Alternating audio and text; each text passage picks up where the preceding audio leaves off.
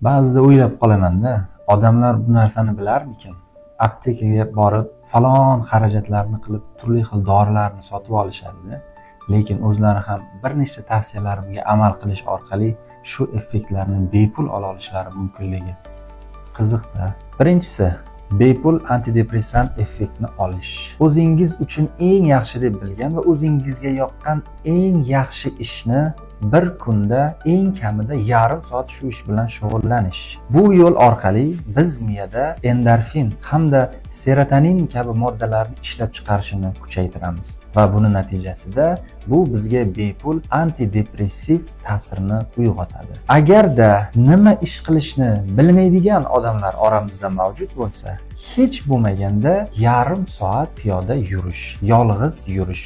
Bu ham albatta endorfin serotonin sistemasiga ijobiy ta'sir ko'rsatadi. Ikkinchisi, bepul analgetik, ya'ni og'riq qoldiruvchi effektga erishish. Buning uchun nafas olishning 3-4 texnikasini amalga oshiramiz. Ya'ni birinchi 4 soniyada nafas olamiz, ikkinchi 4 soniyada nafasni ushlab turamiz, uchinchi 4 soniyada esa nafasni sekinlik bilan chiqaramiz. Bu yo'l orqali bosh miyadagi avtonom nerv sistemasining parasimpatik qismi ishini faollashtiramiz va natijada og'riqlarni pasaytiramiz. Uchinchisi, bepul tinchlantiruvchi, ya'ni uspokayivающий effektga ega bo'lishimiz uchun, ya'ni bunga bir qancha dorilarni olishimiz mumkin. Zepamlar qatoriga kiruvchi dorilar. Xo'p, bularga erishish uchun yo'lsiz bo'lgan tabiatda yurish mashqini amalga oshirish kerak. Masalan, bunga o'rmon, suv bo'ylab yoqalab yurish yoki hattoki cho'l zonalarida ham mashina yo'li, inson yo'li bo'lmagan joylarda